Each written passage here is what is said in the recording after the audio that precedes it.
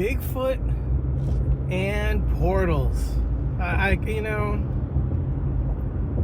want to believe. I'm a believer.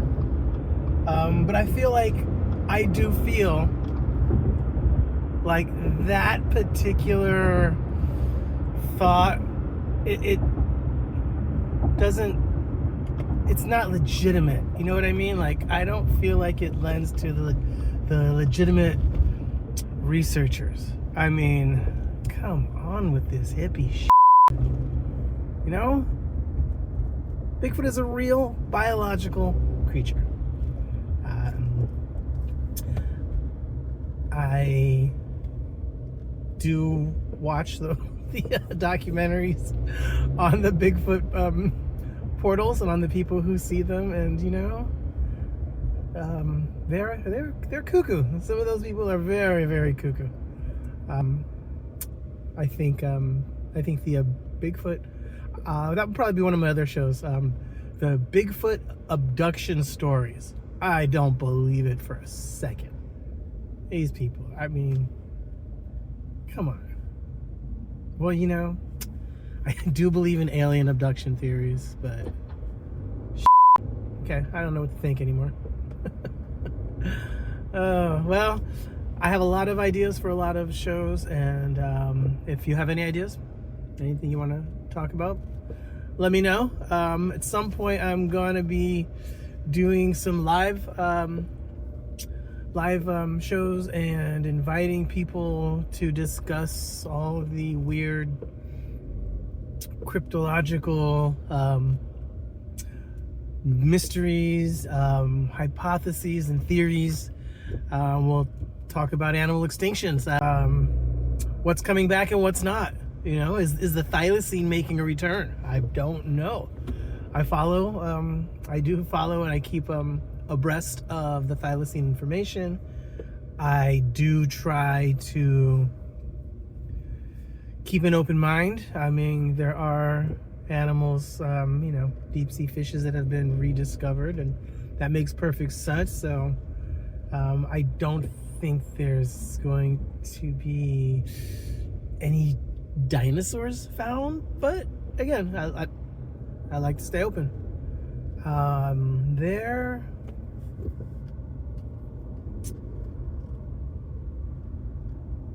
can't think of the name of that dinosaur that people are looking for. Wow. But the Loch Ness Monster is another one. I am a believer in the Loch Ness Monster, although at this point, it's not quite as big an environment to live in as the Pacific Northwest. Probably should have found something by now. But again, I don't know if there's any new research on it, so we will definitely revisit down that rabbit hole.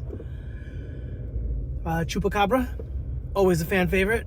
And originating in Puerto Rico, but lots of sightings seem to be in Texas and in New Mexico and in those southern states, as well as Texas and Mexico border. So Chupacabra will definitely be on the list.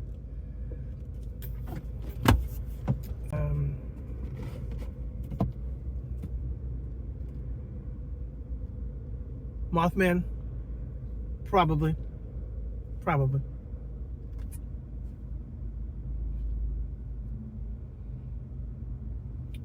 also do I would like to also do a segment on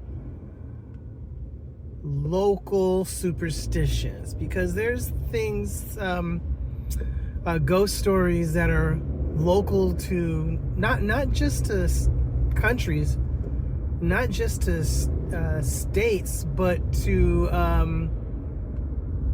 counties and municipalities. There's small local counties. As a matter of fact, I grew up in upstate New York, and there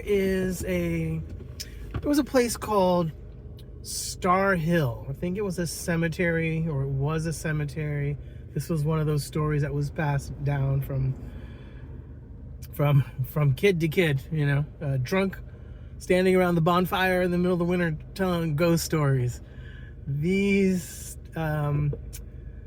Star Hill, if I remember correctly, I may not. I'm gonna have to reach back and probably get some special guests in from my hometown to talk about this. But Star Hill, supposedly there was a tombstone that had it was carved into the shape of a rocking chair.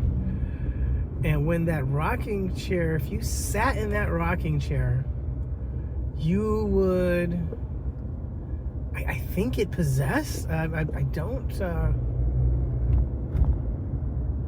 remember. I don't remember. I remember it wasn't good. It wasn't good to go and sit in that chair. So yeah, that's one of our local ones. So I'm sure that there's other people as we reach out and gain viewers and gain subscribers. We'll ask. Matter of fact, hey, if you're watching this, leave me a comment with a short, brief description of your local superstition, legend, story, ghost story. I'd like to hear it.